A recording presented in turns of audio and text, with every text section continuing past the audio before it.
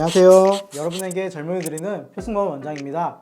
오늘은 이제 꺼져 있는 볼륨을 채우는 데 사용되는 대표적인 세 가지 시술, 필러, 주베르 볼륨, 지방이식에 대해서 설명드리도록 하겠습니다.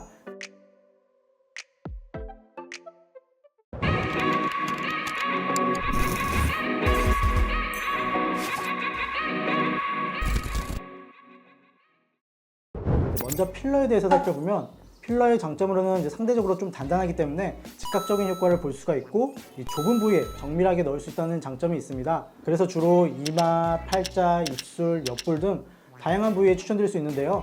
사실상 거의 모든 곳에 시술이 가능하다고 생각하시면 됩니다. 또한 부작용이 생기거나 모양이 마음에 들지 않을 경우 필러를 녹일 수 있는 주사가 있는 게 가장 큰 장점인데요.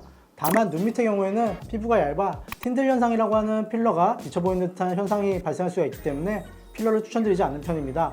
필러의 거의 유일한 단점은 이제 유지기간이 1년 정도로 짧다는 단점이 있는데, 그리고 또한 혈관 부작용으로 피부 괴사나 실명까지 매우 드물지만 있을 수가 있다는 것입니다. 따라서 필러는 시술 경험이 많은 분들에게 시술 받는 것을 추천드릴 수가 있을 것 같습니다.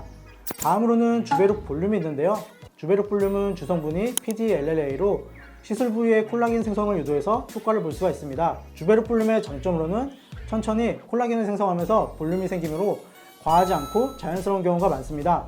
단점은 최소 한 달 간격으로 3번까지 시술을 받으셔야 하고, 볼륨이 차긴 하지만 필러와 다르게 정확히 어느 정도의 볼륨이 만들어질지 예상이 어렵다는 것이 있는데요.